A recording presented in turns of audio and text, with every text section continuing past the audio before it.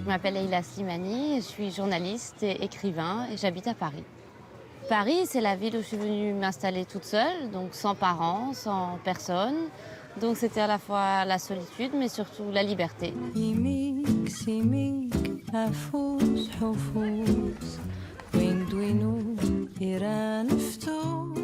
À Oran, je suis généralement chez moi, dans la maison. Je sors très peu de la maison. À Paris, je ne vis pas ici. Mais parfois, j'ai du temps libre. Et c'est du temps qui est vraiment libre. J'ai l'impression de retrouver mon corps. Et donc de pouvoir faire ce que je veux de mon temps. Il n'y a pas de tension.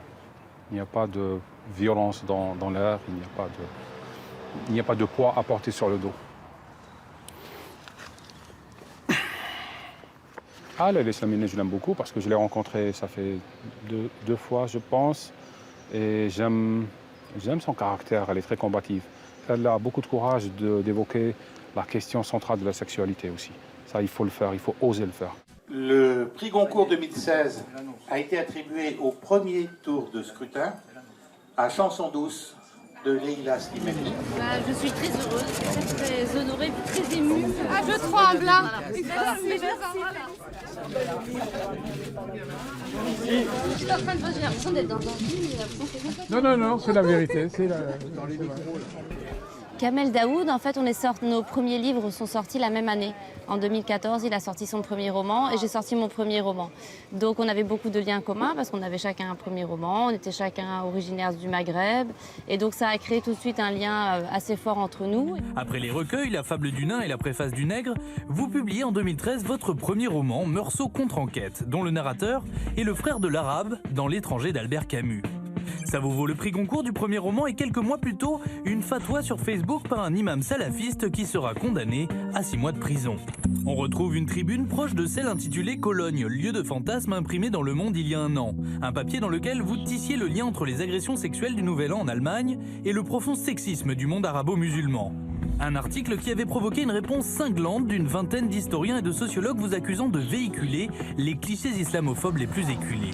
Kamel Daoud a été attaqué sur une tribune qu'il avait écrite sur la misère sexuelle, en expliquant aussi que ce qui s'était passé à Cologne, en Allemagne, au moment du Nouvel An, était dû aussi à la misère sexuelle des migrants et au rapport que les migrants originaires de pays musulmans ont avec le corps, et de manière générale avec le corps de la femme, et en particulier de la femme occidentale. Et j'ai trouvé que la façon dont il a été attaqué était très injuste, donc j'avais envie de lui dire que j'étais solidaire de ce qu'il disait, et que je pense que ce qu'il dit est très important et qu'il faut en parler.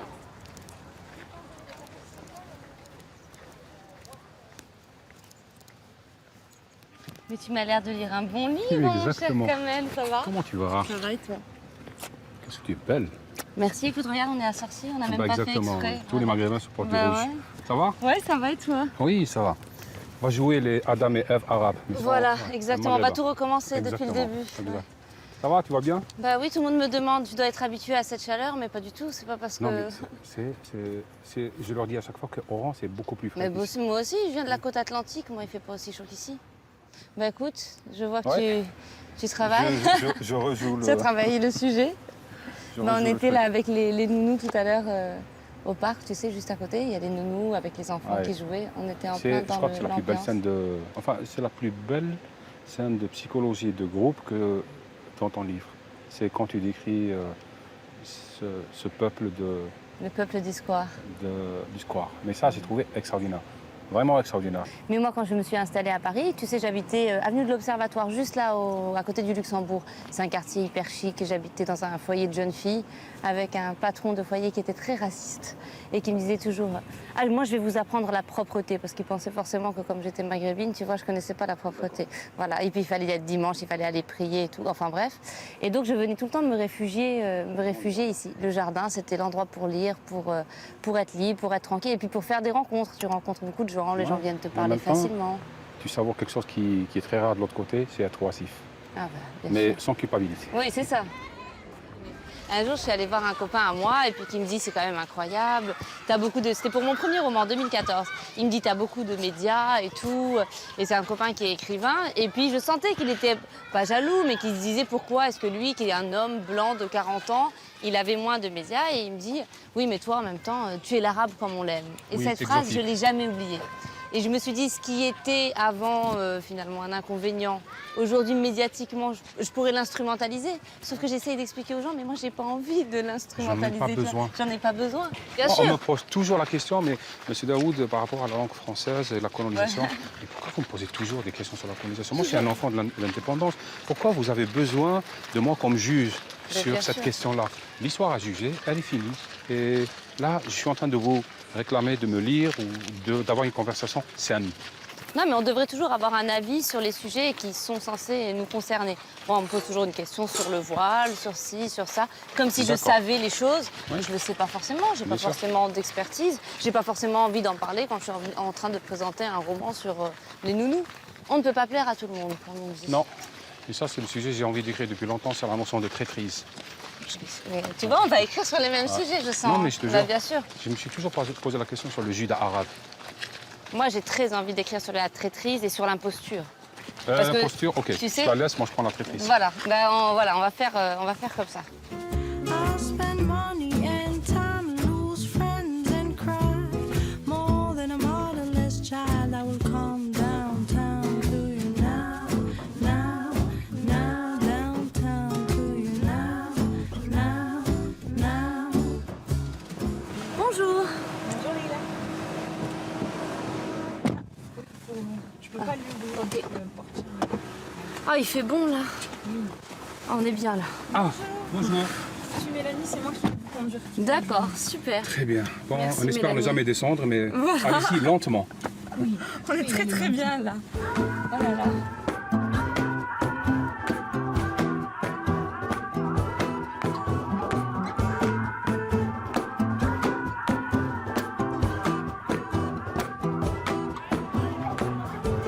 Standing on your two knees, baby.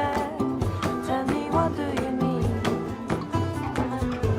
Stand up on your 2 feet, baby. That's how it's got to be. Écoute, moi j'ai une fille. Je ne peux pas accepter que ma fille d'abord soit traitée comme un être mineur. Je ne Elle veux a pas un qu'elle frère. soit- Exactement. Voilà. Tu sais, un jour, je te raconte une terrible. anecdote. Elle était petite. Elle me dit, c'est vrai que les garçons sont mieux que les filles. Mais je te jure, ça c'est vrai. C'est pour ça que dans Meursault, j'avais mis la dédicace à Ida Iqbal, mes yeux ouverts. Et je lui dis, écoute, ça c'est toi et ça c'est ton frère. Est-ce que tu vois une différence? Elle a regardé, elle m'a dit non. Elle m'a dit, donc c'est bon. Je me suis dit, après, elle me disait, quand son frère faisait des bêtises, elle me disait, mais ton aide gauche te fait pas mal un peu? Si, un petit peu. Donc il a fait ceci. Mais ça, l'éducation des garçons chez nous, ça, Oui. c'est une chose fondamentale. Les mères, au lieu d'apprendre à votre fille qu'elles sont des proies, apprenez à vos fils qu'ils ne sont pas des prédateurs. Au lieu de dire à votre fille de ne pas mettre une jupe, dites à vos garçons que c'est pas parce qu'une fille met une jupe qu'il faut lui parler comme à une prostituée. Mais Leïla, moi j'ai fait ce parcours. Je veux dire, et ça aussi c'est un parcours qui n'a pas été écrit par moi ou par d'autres. C'est comment se désaliéner par rapport à tout un conditionnement. Tu sais, il m'a fallu des années pour oublier des réflexes très primaires. Tu peux corriger ton comportement, mais il en restera toujours quelque chose qui est de l'ordre de l'inconscient. C'est-à-dire, je peux plaisanter, c'est-à-dire on dîne ensemble, mais pour ramasser la vaisselle, moi je reste assis. Ouais, bien sûr. Ouais. Mais moi, par Ok, exemple, bon. un jour, je suis rentrée chez moi et je me suis dit, il y avait tout le monde, la famille. Je me suis dit, si je rentrais, que je m'asseyais sur le canapé, que j'allumais la télé et que je regardais mon mari, que je lui disais, qu'est-ce qu'on mange? Exactement.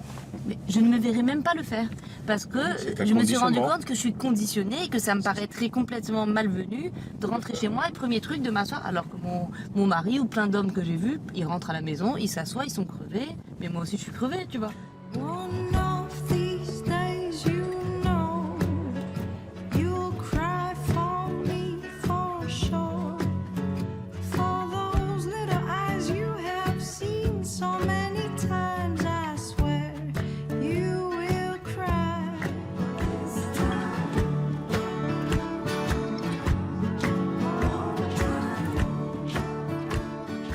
Bonjour. Bonjour. que vous aimeriez boire? Alors, qu'est-ce qu'il y a de frais, de pétillant? Perrier. Voilà, pareil. Donc tu as l'angoisse du deuxième roman quand même, là c'est la pression du deuxième roman. Ouais. Après Meursault, il y a eu tellement d'événements que ça m'a inhibé. J'ai perdu le naturel de l'écriture. Mais d'abord Sûr. on est fatigué de soi. Et donc, en fait, les moments où on est tout seul avec soi-même, on n'a pas envie, on est dans un espèce de truc. Moi, c'est surtout ça, c'est que j'ai une fatigue de moi-même. Et parce que écrire, c'est aussi s'écouter. Et j'arrive plus à m'écouter, parce que j'en peux plus de m'écouter. Et puis, tu sais, tu as toujours les journalistes qui, de manière un peu perverse, te disent à la fin de l'interview « Et alors, vous n'avez pas peur maintenant de ne plus jamais réussir à écrire ?» Et puis, tu réponds toujours avec le sourire « Non, pas du tout. » Non, moi je répondais autrement. Il me disait, mais le sujet du prochain roman, j'étais sur le vieil homme et la mer, mais vu par l'espadon, dans l'autre sens. Et j'ai fini par croire en cette idée. Je me suis dit, je vais écrire un conte pour enfants. Je te jure, je suis en train de penser à écrire un conte pour enfants sur le vieil homme et la mer raconté par l'espadon. Mais c'est pas mal, ça.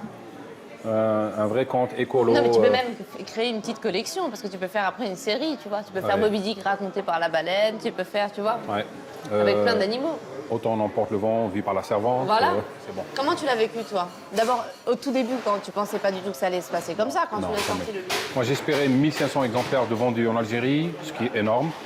Ils viennent d'éditer en collection de poche, ce qui en principe ne devait pas trop marcher. 6 mois, ils en étaient à 80 000 exemplaires pour poche. Comment tu l'as vécu? Au début, c'était magique. Aller débarquer aux États-Unis, par exemple, un pays très fermé à autrui, et avoir son roman dans le top 10. Tu veux signer, et la voiture te débarque, et tu jettes un coup d'œil, il pleut, et tu vois une file d'attente de 200 personnes. Tu te rends compte. Et tu te dis, moi qui suis né dans un village en Oranie, etc., il y a 200 personnes qui attendent, tu as la salle camp dans l'université, c'est déstabilisant, vraiment déstabilisant. Et c'est pour ça que c'est une très belle aventure. Je pense que c'était vraiment un cadeau magnifique. Mais toi, la différence, c'est devenu une icône aussi. Toi, tu es devenu une icône, et puis tes papiers très engagés et tout. Les gens ont découvert après que tu étais journaliste, tes chroniques. Oui, je sais. Ce que je me suis dit, j'ai participé à ouvrir une brèche. Et après, il y aura d'autres. Mais moi, je te l'ai dit, hein, et moi, vraiment, moi, je trouve ça important aussi d'être dans une transmission. Moi, tu m'as ouvert une brèche. Et je me suis dit, il a fait un pas. Moi, ton papier sur Cologne, je me suis dit, voilà, tu as depuis hyper longtemps envie d'écrire ce livre sur le sexe et le rapport à la sexualité. Bah, fais-le. Et là, je vais écrire une tribune dans 2 semaines, je pense. Je vais la publier sur comment on est en train de pourrir, de préparer les générations de guerre entre l'Algérie et le Maroc. Et ça me tue. Je te jure que ça me tue. C'est-à-dire, ils ont fermé les frontières. Donc maintenant, on a une génération qui ne connaît pas le Maroc et une génération de Marocains qui ne connaissent pas l'Algérie. Donc c'est des générations mûres pour des conflits. Et on est en train de faire monter le sentiment. Je peux en parler de mon côté. Je ne connais pas le Maroc, dans le sens... Enfin, je connais, mais j'ai envie de lancer un appel en Algérie. Franchement, j'ai envie de le faire. Mais c'est pour ça que je pense vraiment que ce texte qu'on pourrait écrire tous les deux montrerait aussi à quel point il y a beaucoup plus de points de convergence que de points de dissonance. On le fait.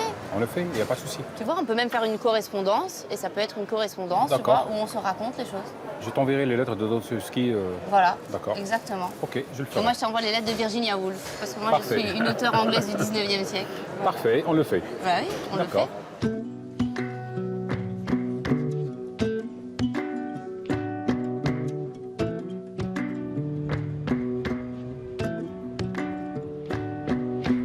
Rivers of water from my eyes to my chin.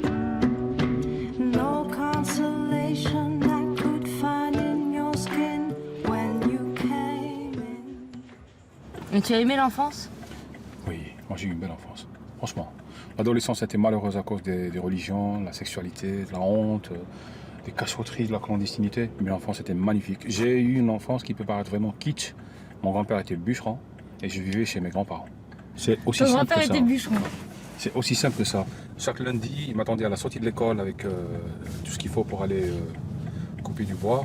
Et j'étais heureux, franchement. En plus, j'ai eu cette chance de vivre chez mes grands-parents, d'être élevé par mes grands-parents. Tu vois, c'est une sorte d'autorité un peu bienveillante, un peu moins... Qui est dans la tendresse, qui est dans... Oui, Oedipe est beaucoup plus sage. Donc c'était ça ce que j'avais vécu. Vraiment, j'ai aimé mon enfance. Et j'aime jusqu'à maintenant revenir au village et toucher les murs, toucher les endroits où j'ai été. Non, j'ai pas eu une enfance malheureuse à la cause. Mais c'est drôle ce que tu dis, l'adolescence, tu as mis tout de suite ça en rapport avec la cachotterie, le corps. Oui, la sexualité, la masturbation, le livre érotique, la découverte de la langue française. Parce que pour moi, c'est une langue que j'ai apprise quasiment en autodidacte. Oui, bien sûr, en lisant, j'avais lu. Tout simplement. En lisant des petits morceaux érotiques. Ouais. Ce que Rousseau appelle les livres qu'on lit avec une seule main. J'adore l'expression. Elle est magnifique. Ah oui, c'est vrai. Et donc les femmes, c'était compliqué, c'était... Très compliqué. La première femme, c'était à la fac, peut-être à 21 ans. C'était la première fois. Je connaissais le détail du corps de la femme, mais vraiment, tous les mots qu'il fallait pour la décrire, mais je ne l'ai jamais touché. Son anatomie, mais pas son... C'était... Et jusqu'à maintenant, pour moi, des romans érotiques sont beaucoup plus excitants que... plutôt comme désir cérébral. Je suis très cérébral sur ça. Et la femme, c'était autre chose. Donc, pour moi, la langue française a un sexe. Franchement. Il est féminin. Très. Oui, pour moi aussi, la langue française est féminine. Ouais. C'est vrai. Alors que la langue arabe, c'est une langue masculine pour moi. Je lui prête même pas de sexe. Darija, en tout cas, la langue Darija, dialectale, et elle est clairement masculine. Elle est masculine, oui, c'est vrai. Par contre, l'arabe, pas de Darija, mais l'arabe, c'est une langue, c'est ça son problème pour moi, enfin, c'est une langue asexuée. D'ailleurs, totalement asexuée.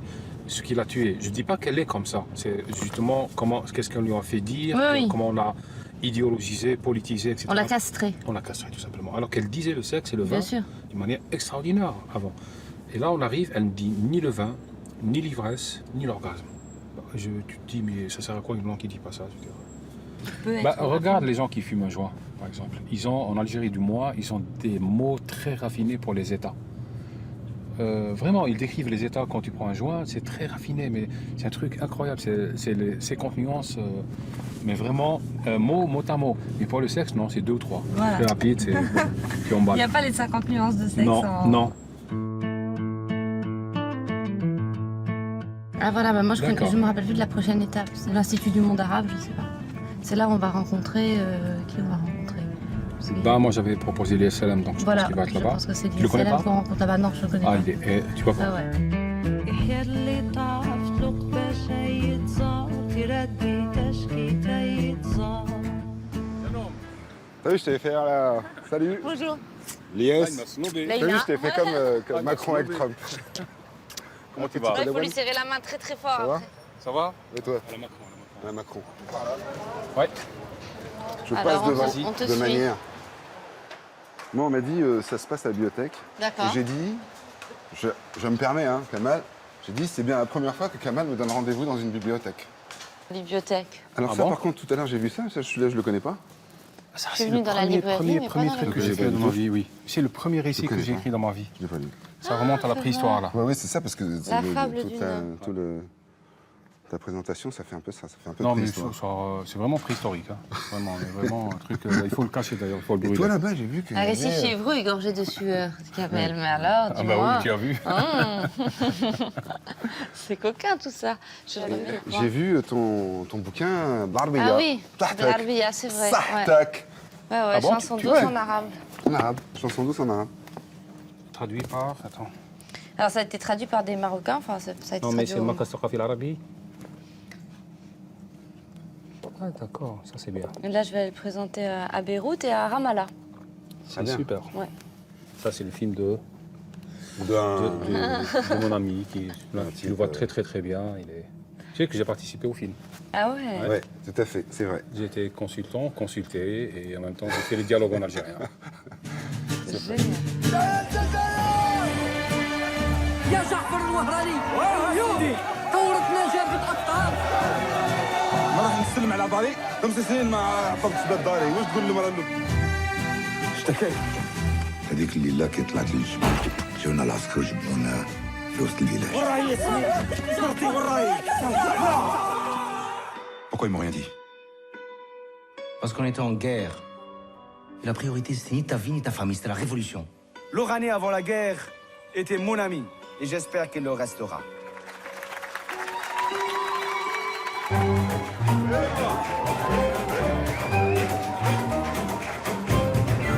À l'avenir.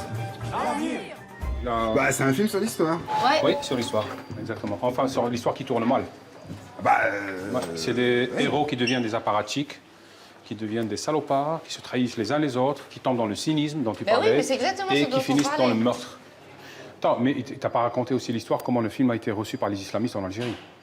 Et alors? Ah, c'était extraordinaire. Il y avait quelque chose de magnifique, c'est que les gens, enfin les islamistes, ils ont contesté le fait qu'ils filment des anciens moudjahidines, c'est-à-dire des combattants, en train de boire. Parce qu'avec une sorte de révisionnisme moralisant de l'histoire, il est dit maintenant qu'ils ne boivent pas. Ah, voilà. J'aime bien. Mais là, il doit pas très, très... On va faire le truc à la... Ah oui, un selfie. Ouais, la religion du 21e siècle. Ouais, c'est vrai. Tu sais, la nouvelle tendance mystique, l'univers, c'est le selfie de Dieu. D'accord. D'accord. Après, on passe à autre Ouais, chose. On a inventé l'instrument parfait de la solitude, c'est le bâton selfie. Ah. C'est-à-dire là, tu te passes du reste de l'humanité et tu fais ça. ça. C'est énorme. Ouais, ça c'est J'ai énorme. Ouais. pas besoin Ça, c'est énorme. des 7 milliards qui existent. Leïla, À bientôt. enchanté. Amigo. Amigo. Ok, merci. Bonne fin de soirée. Bonsoir. Envoyer une photo à ma femme. Faut dire que je la trempe avec. Justement, dans mon livre, là, je suis allée chercher des fatwas complètement ubuesques, tu sais, complètement absurdes. Tu lis des trucs, mais c'est incroyable. Alors déjà, la sexualité, ça les obsède. Hein. Ils parlent quand même que de ça. Que de ça, oui. Que de ça, que de ça, que de ça. J'ai appelé ça le porno islamisme. Moi, j'avais lu des trucs. Il y avait au Maroc, tu sais, le Zemzemi, là, un imam Oui. qui avait fait une fatwa disant que tu pouvais faire l'amour avec ta femme morte jusqu'à 3 ou 4 heures après sa mort pour lui dire au revoir et qu'il n'y avait pas de problème à faire l'amour Wow. avec son cadavre. Ça, c'est Breaking Bad version Exactement. islamiste. Et après, il avait fait la typologie de tous les légumes que les femmes pouvaient utiliser ou ne pas utiliser pour la masturbation, puisqu'elles avaient le droit de se masturber, mais avec des carottes et pas avec je sais pas quoi. Tu sais qu'il y a des fruits qui sont interdits pour les visiteurs, pour les prises en femmes en Algérie. Ah oui, oui, ça je sais, ouais. Ça, je Carottes, savais. Ouais, ouais. concombres, enfin tout ce qui peut rappeler. Mais c'est une jungle incroyable. C'est vrai que ça fait rigoler. Mais en oui, même mais au temps, moins il y c'est- a une humour absurde, quoi.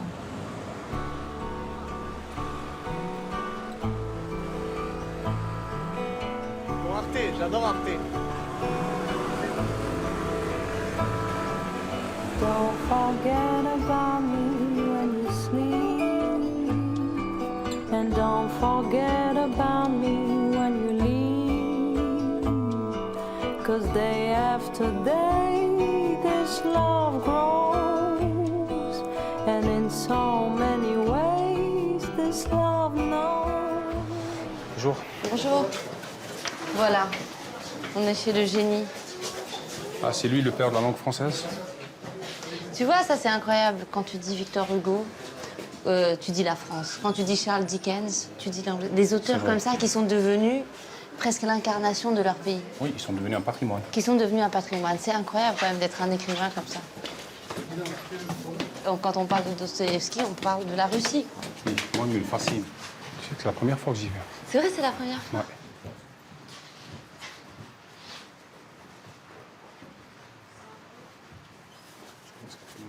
Moi, j'aime beaucoup les travailleurs de la mer. Ah, les Misérables, tu vois, on devrait. Ça, les Misérables, t'imagines?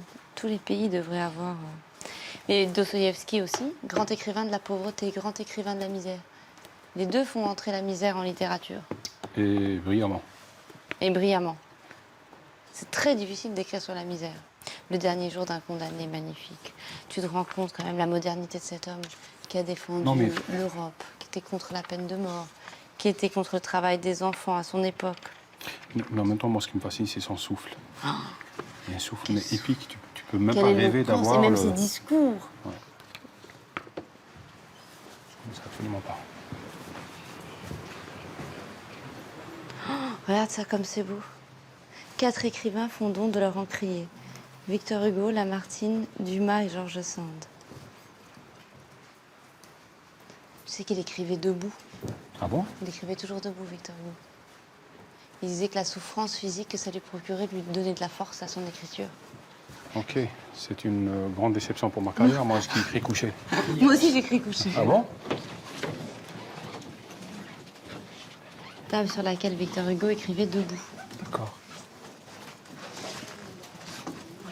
Bonjour. Bonjour. Je peux prendre un photo Pardon? Je suis une fan Ah, d'accord. d'Algérie.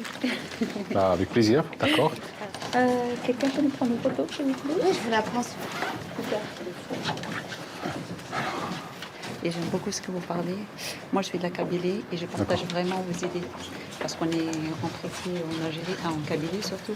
Oui, ouais, ça c'est vrai. Voilà, j'en profite un arabophone puisse avoir les mêmes idées que la Kabylie a eu depuis longtemps. Ouais. J'espère que... Nous avons été arabisés, nous sommes tous kabyles. Oui. Merci beaucoup. Merci beaucoup. Merci à vous. Merci, au revoir. Au revoir. Alors, elle est où, Leïla? C'est là qu'il est mort.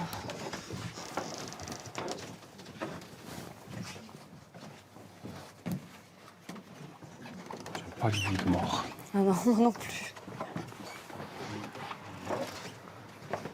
Tu te rends compte écrire comme ça, faire tout à la main. Ça, c'est des copies de manuscrits. Plein de boulot. Tu te rends compte. Mais tu devais travailler complètement différemment à l'époque. Quand tu avais juste le papier et tout, que tu raturais, que tu recommençais. Oui, mais ça devait induire une réflexion très différente. c'était exactement comme ça, le manuscrit. Quand on lit Camus, par exemple, maintenant, c'est très clair, c'est lucide, c'est transparent, c'est du beau style. Mais quand on voit le manuscrit, on voit la chair du corps qui a été travaillé, raturé, tatoué. Mais ça, c'est ce qui est dommage avec l'ordinateur. C'est qu'en fait, comme tu effaces et que tu copies, tu vois plus, en fait, le palimpseste. Enfin, tu vois plus le squelette. Le manuscrit n'existe plus. N'existe plus, ouais. Tu fais comment quand tu écris? Eh ben, je fais une première version, je l'imprime en entier, je la garde. Tu vois, et au bout d'un moment, j'imprime à peu près, je sais pas, 2 fois par mois, tu vois. Et à la fin, quand le roman existe, je reviens à la toute première et je compare. Donc c'est pas la même chose. J'arrive pas à faire ça parce que si je compare, tu sais, après je culpabilise, je refais, etc., etc.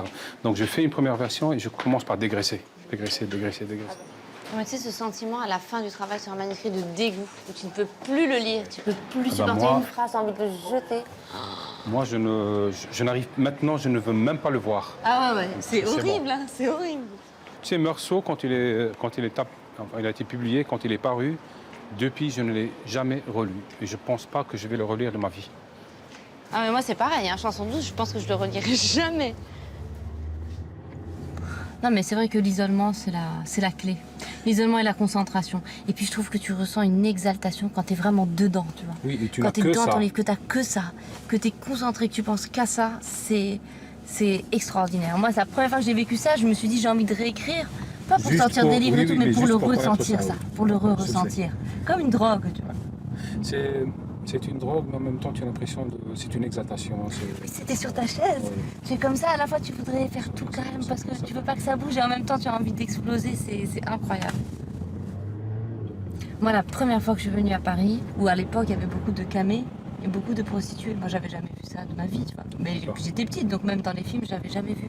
J'ai vu les premiers travestis.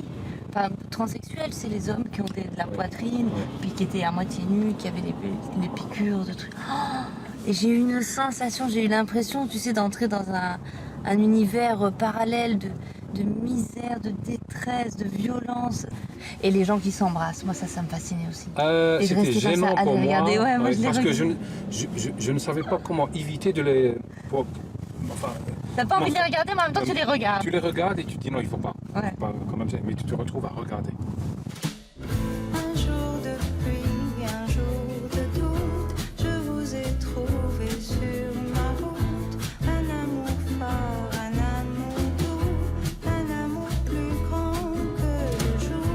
J'ai vu vos boucles noires danser sous le vent. C'est vrai, c'est ce que j'aime, moi aussi. Tu vois, les gens qui prennent possession de... C'est leur ville. Oui, c'est leur ville, leur fleuve et leur corps. Voilà.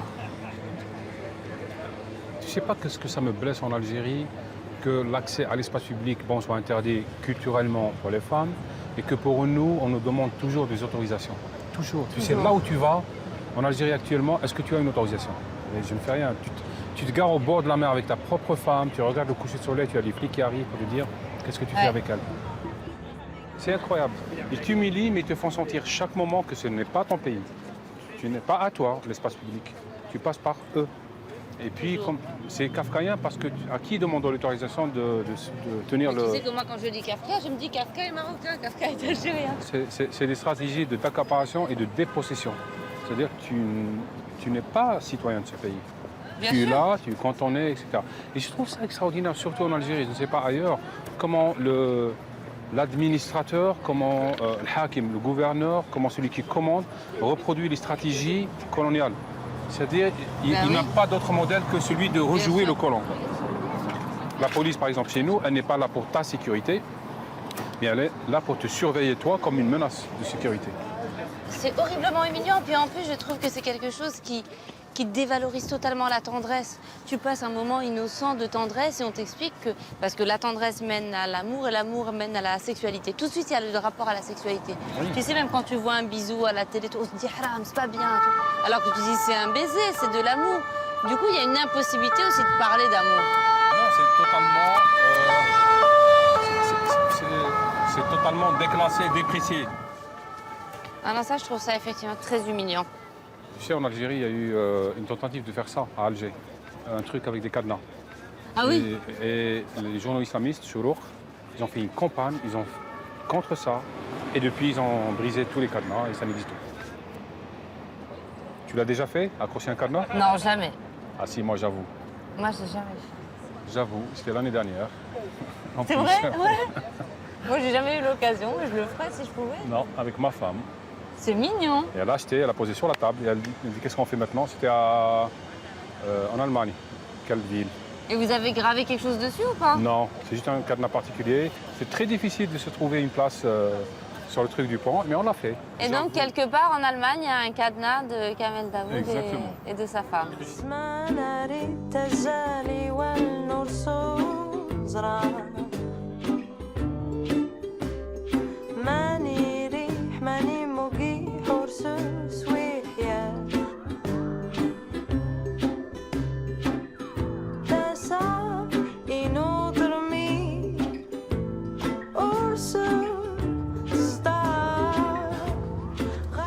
Et du coup, tu vas venir à Francfort? Oui. Ah, super. Oui. Ah ouais, j'ai plein de demandes pour l'Allemagne, c'est incroyable. Si je peux me permettre un conseil, fais-le. C'est un public généreux, c'est un public attentif, c'est un public exigeant et c'est un marché incroyable. Et puis il y a beaucoup de perspectives là-bas et puis l'attention culturelle, intellectuelle, elle est puissante. C'est génial. C'est vraiment quand on sort, quand on débarque dans le marché allemand, on comprend que, comment t'expliquer, que le monde est beaucoup plus vaste, qu'il y a d'autres terres à conquérir, mais réellement. Et en termes de hiérarchie, en termes de hiérarchie de marché, les Allemands c'est le top. Bah oui, en plus tu vois par exemple le Maroc c'est quand même un pays où malheureusement on lit pas beaucoup de livres. Moi quand je suis allée la dernière fois présenter mon livre, la veille du concours, je suis partie en plus, j'avais peur je me suis dit oh là là je vais prendre l'avion demain et tout. Tout le monde me disait il faut que tu nous ramènes le prix, tu dois le ramener à la maison, tu dois le ramener. C'est comme les joueurs de foot. Tu te dis les gens ils ont envie, ils ont C'est ça. soif de culture, ils ont soif de parler, de débat. Et ça c'est extraordinaire. Il y a eu quand même quelque chose qui m'avait frappé en Algérie, c'était un énorme élan de solidarité algérienne. Tu sais, ils ont fait quelque chose qu'ils ne font plus depuis la guerre civile. Ils sont sortis manifester dans les rues, les gens, avec des pancartes, ceux de Daoud, etc. C'était un moment émouvant pour moi. Ah oui, ça devait être fabuleux ça. J'en ai pleuré, franchement. Ah ouais. De voir des gens dehors avec des pancartes dans des endroits où j'ai jamais mis le pied, je veux dire, en Kabylie, etc. C'était émouvant, vraiment émouvant, c'était touchant.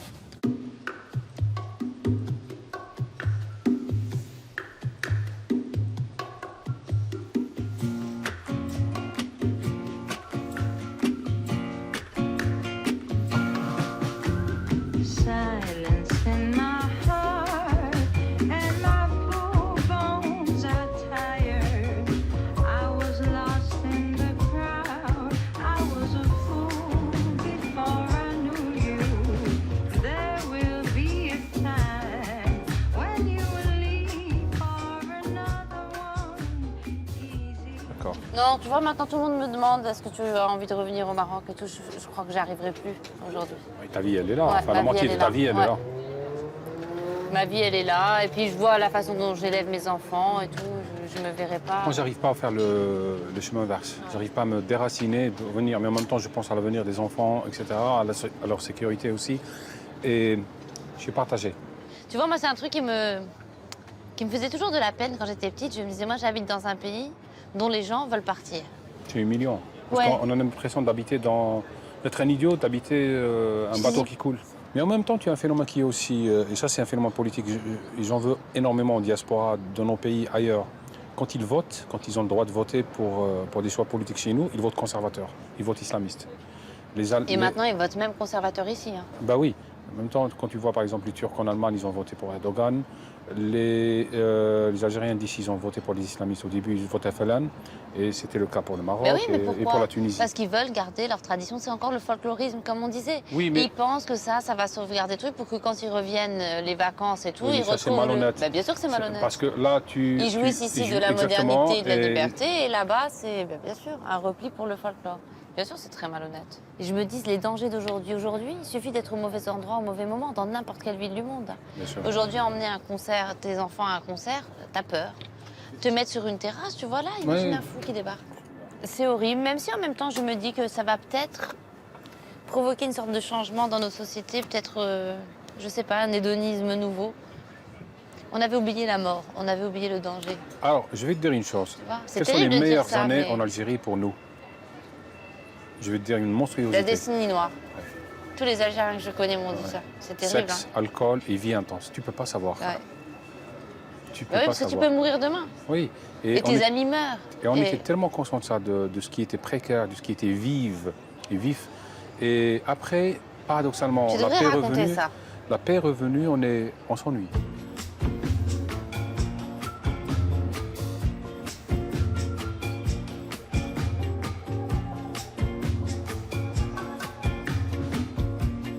Mais moi, j'ai adoré cette ville et j'ai adoré Alger. J'ai trouvé que Alger, c'était une ville... C'était comme une ville hantée.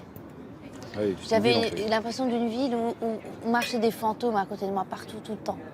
Et les gens ne me parlaient qu'au passé. Je venais les interviewer et on me parlait que au temps passé. Je me suis rendu compte que on n'avait pratiquement pas utilisé le temps présent. Oui. Ce qui s'était passé pendant la colonisation, pendant la décennie noire, pendant le truc, il n'y avait jamais de présent, jamais de futur. Ce que tu dis, c'est très vrai. Ils sont incapables de parler du présent, incapables. La décennie noire nous a fait beaucoup de mal, tu sais. Jusqu'à maintenant. Mais ça a été d'une violence quand même. Parce que chez nous, en Algérie, quand tu arrives à des scènes atroces, bon, je le dis à table, mais je pense que tu encaisses. Oui, t'inquiète pas. Ils jettent des bébés dans des fours. Et moi, j'ai fait des couvertures de lieux où ils avaient tué femmes, hommes, enfants. J'ai été. Chiens, poules, animaux. Tout ce qui était vivant tout ce qui vit. A été tué. Ah, monsieur, on vous attendait avec impatience. Vous êtes béni. On était vraiment dans la solitude. Les gens ne comprenaient pas. D'ailleurs, tu sais, merci. Tu sais, il y a quelque chose d'incroyable dans l'horreur. C'est qu'au-delà d'un certain seuil, les gens n'arrivent pas à la concevoir. J'ai vécu physiquement cette expérience, mais vraiment. Je suis rentré d'un lieu où il y a eu un massacre, mais horrible. Il y avait 1000 personnes qui avaient été tuées en une nuit. Quand je suis rentré à Oran, je donnais le chiffre. Et les gens me disaient, c'était l'horreur. 1000, c'est beaucoup quand même, je veux dire, parce que le chiffre officiel, c'est 147 ou 148. Non, il y avait 1000. Et je voyais les gens qui ne me croyaient pas, y compris ma propre rédaction. J'écris le papier, je le donne. Le lendemain, dans le journal, il titre des dizaines de morts. Putain. J'étais en colère. Tu devais devenir fou. Oui. Moi, je venais d'un endroit où on venait d'une sorte de cratère, du non-humain. On venait de tuer 1000 personnes. C'était à 200 km, mais personne n'en parlait. J'ai écouté et je me suis dit, mais il y a un truc qui cloche là. Les gens parlent de leur propre vie à 200 km. Ils ont tué 1000 personnes. Il n'y avait rien. Les survivants qui ont fui. Parce que moi, quand j'ai remonté la montagne, il y avait... Tu voyais le chemin de la fuite. Au début, on jetait... au début, tu trouves les objets légers. Un couscoussier, etc. Tu montes, les objets lourds parce qu'ils se débarrassaient. Bien sûr, pour pouvoir avancer plus vite. Ils sont arrivés en bas, dans la petite vallée, ils n'avaient rien. Ni nourriture, ni... il faisait très froid, c'était le 31 décembre, tu imagines. Et j'arrive à Oran et je trouve des intellos qui parlent de menaces. Et je me lève, et c'est un truc... j'ai pleuré, j'avais de la morve, j'ai des larmes, je hurlais, j'insultais. Je disais, oh, con, voici ce qui se passe et voici ce que vous êtes. J'ai dit, qu'est-ce que vous avez fait pour ces gens-là? Mais tu vois, ces crises où tu dis n'importe quoi... Oui, tu n'en peux plus. J'étais horrible à voir d'ailleurs. J'ai pleuré, j'ai crié, j'ai insulté. Et après, on a honte de soi, mais en même temps, on est révolté. 10 ans après, le chef du gouvernement de l'époque qui dit effectivement, il y a eu 1000 morts, mais on ne pouvait pas le dire. Mais je me suis promené avec ce chiffre pendant longtemps. Toujours cette phrase, on ne pouvait pas le dire, on ne peut pas le dire, ça ne se dit pas. Mais en fait, vous avez un vrai problème avec le passé, quoi, avec votre mémoire. Mais pourquoi moi j'ai été traité de tous les noms en Algérie? Parce que j'ai dit que je n'ai plus besoin de l'histoire. Et j'en ai pas... J'ai pas envie Ça, d'en on n'a pas parler. ça au Maroc, tu vois. Quand même, Non. on peut critiquer Non, ce qui non, s'est non, passé. non, non. Et puis, on n'a pas du tout la même histoire coloniale. Donc, Je l'ai dit une fois en Algérie, ici. Les gens sont morts pour que je sois libre et vivant. Pas pour que je sois mort et enchaîné. et enterré. Et enterré, donc laissez-moi vivre, Matt. Et en Algérie, c'était... j'ai brisé une orthodoxie, mais j'ai eu des articles. Si tu les lis, tu sais, ce n'est pas des critiques élaborées, c'était vraiment des appels au meurtre, mais écrits. Mais est-ce que tu as eu peur pour ta vie? Si, j'ai eu peur. J'ai eu peur pour... J'ai toujours peur. Tu as toujours peur? Oui. Mais il n'y a pas d'autre chemin. Je veux dire, il n'y a pas d'autre solution. Il faut continuer. Comme tu le disais tout à l'heure avec justesse, le courage, ce n'est pas ne pas avoir peur. C'est vivre avec cette peur-là Bah et oui. de donner du sens. Mais la peur, c'est un sentiment qui m'obsède.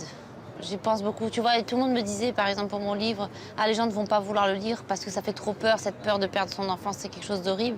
Mais je dis en même temps, la peur, tu vis avec elle. Tu es juste obligé de la taire. Quand tu as des enfants, tu as toujours peur qu'il arrive quelque chose à tes enfants. Ça éclaire la vie. Mais en même temps, cette peur-là, elle est là. Et en fait, tout ce que tu fais dans la vie, c'est des choses pour ne pas penser à toutes ces peurs ancestrales qui sont en nous. Oui, et ces peurs, elles sont là. Mais la vocation de l'écriture ou de l'art, c'est justement de contrer cette peur et Bien de la sûr. tenir à distance. C'est de tenir à distance la nuit, tout ce qui est obscur. Écrire. Écrire. Et là, je ne suis ni maghrébin, ni algérien, ni du Sud, ni musulman. J'écris, je rends hommage. Here comes the time for my heart to heal the past. From now and then, there will be the good and the best. Ah voilà, on est en train de monter vers chez moi, on quitte les quartiers chics. C'est bien. Ici, c'est les quartiers de la prostitution, de la pègre.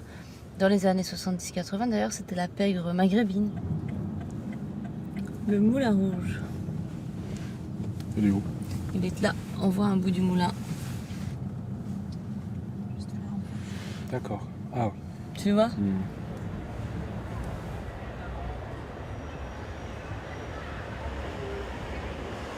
Il y a Justine Dizara qu'on doit rencontrer. Maintenant, Ouais, maintenant. on prend un verre avec elle? Mais je la connais pas, moi. Moi non plus. Je l'ai jamais rencontrée, mais je l'adore. J'adore sa chanson. J'adore son style. Et ma sœur s'appelle Hind. Beautiful tango, take me by the hand. Beautiful tango, until you make me dance. How sweet it can be if you make me dance. How long will it last, baby, if we dance?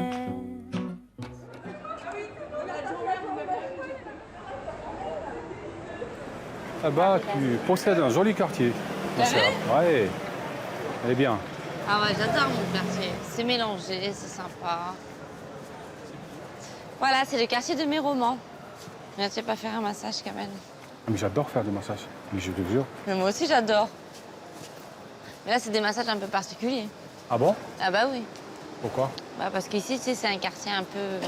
Ah, c'est toujours. Ah Donc, oui. la même vocation. Toujours la même vocation. Tu vois, ça, j'adore. Me mettre comme ça et regarder à l'intérieur des appartements. Ça fait voyeur. J'adore. Tu peux imaginer plein de choses. Ça donne plein d'idées. Bonjour.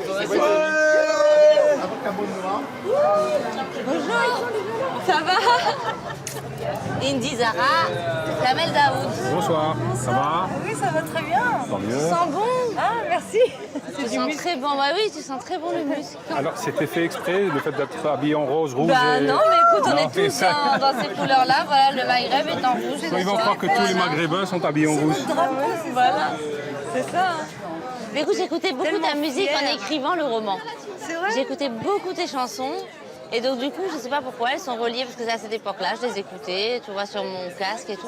Et donc ta musique est reliée pour moi à l'écriture de mon roman. À la période où j'écrivais mon roman, j'écoutais tout le temps tes chansons. Pas pensé qu'un écrivain écoutait Ah, mais la tout le musique temps. pendant qu'il écrit. Je les écoutais tout le temps. Et c'est pour ça que j'avais envie de te rencontrer, pour te dire que tu m'avais accompagnée sans le savoir pendant mon roman. C'est un grand compliment pour Ah moi. bah écoute... Et comment ça t'est venu tout ça, tous ces trucs en même temps, la musique, la peinture?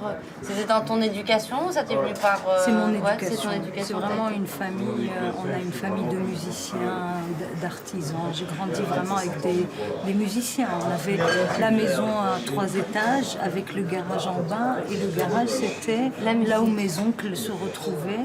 Qui jouait la Qui musique. jouaient compositeurs, Ils jouaient improvisateurs. quoi Oui, mais c'est beau parce que c'est aussi la richesse de nos pays maghrébins et tout, c'est de voir qu'il y a autre chose au-delà de l'image qu'on en a. Il y a une richesse, une multiculturalité qui est extraordinaire. Absolument, parce que quand les Marocains, certains intellectuels ont parlé de schizophrénie, j'ai dit mais pourquoi on ne parle pas de pluralité de schizophrénie? Pourquoi ça doit être Parce que nous avons une maladie? des cultures qui veulent être unanimistes. Il faut qu'on soit un et tous kiff-kiff. Mais tu as envie de leur dire, mais pourquoi on est obligé d'être tous Et tu kiff-kiff? sais, c'est comme quand tu penses la musique en mono. Oui, Et c'est ça. quand elle est en stéréo, c'est Oui, ça donne une ampleur quand même beaucoup plus intéressante. Une ampleur naturelle. Ah, je vais Voilà peut-être bouger Kamel, mon... tu vois, en ouais. direct, un concert. Hop là.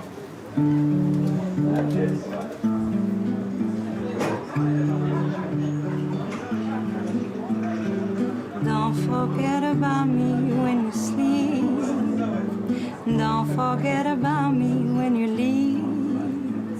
'Cause day after day, this love grows. And in so many ways, this love knows. وانا ماشي طمنوني الأسمراني عم لاقيه الغربة فيه الغربة فيه الغربة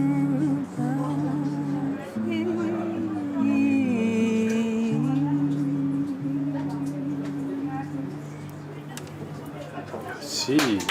Ah, bravo, magnifique. Je pense, comme tu dis, c'est un juste mot de donner aussi une partie de notre culture, parce que les médias, et je vais être très dure, mais il n'y a qu'un seul angle visible de ce que nous on est. Il n'y a pas de complexité, Et ça, c'est lissé au maximum. Et ça, c'est très dangereux. Et nous devons présenter aussi, nous devons aussi partager. Il y a des choses que pour les autres cultures à découvrir chez nous. Mais bien sûr. Bah, c'est ça qu'on doit défendre. Et effectivement, tu vois, les médias, souvent occidentaux, par exemple, ils nous voient, ils ont l'impression que toi, comme moi, déjà, au Maroc, il y a ça. Et puis après, non mais vous êtes exceptionnels, vous êtes différentes, il n'y a que... Tu dis, mais non, il y en a plein de gens comme nous. Mais effectivement, il n'y a qu'un angle de vue, on ne voit ces pays-là que d'un seul angle, d'un côté comme de l'autre. Je pense que l'Afrique, elle a... Je vais dire, c'est ce que je pense profondément. L'Afrique, toutes ses richesses sont au sous-sol. Il n'y a pas un autre continent qui est aussi riche au niveau du sous-sol. Dans la philosophie africaine, c'est les ancêtres qui comptent. En fait, toute la richesse de l'Afrique est souvent cachée. Il faut aller la chercher. Il faut aller essayer de la voir. De l'extraire. Exactement. يميك سميك أفوس حفوس وين دوينو إيران فتو يميك سميك أفوس حفوس وين دوينو إيران فتو I will take the train leave the sun for the rain and come downtown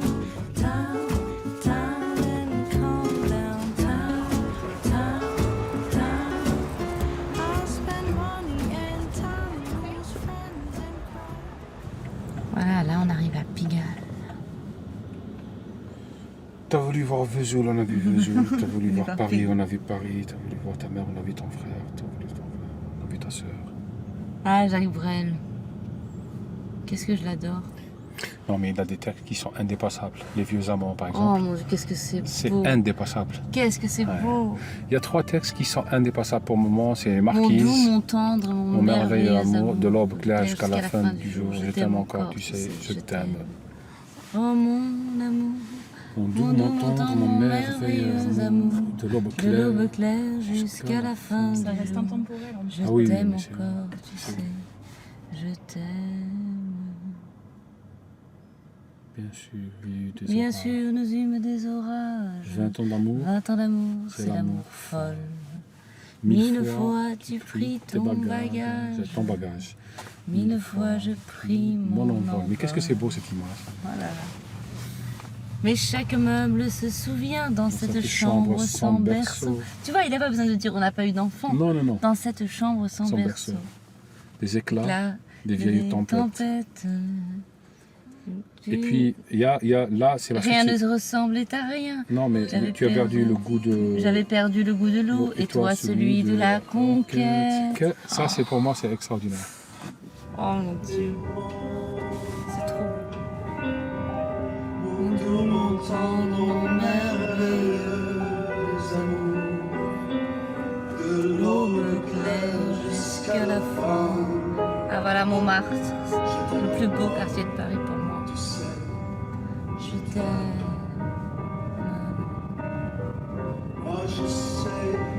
Tout est sortilège. Tu sais tous mes... C'est tous mes enfantements. Ça, c'est très beau, regarde. Tu m'as regardé de piège en piège. Je t'ai perdu de temps en temps. Puis quelques amants. Il faut bien que le corps exulte. Il faut bien que le corps exulte. Mais finalement, il nous fallut bien du talent pour être vieux sans être adulte.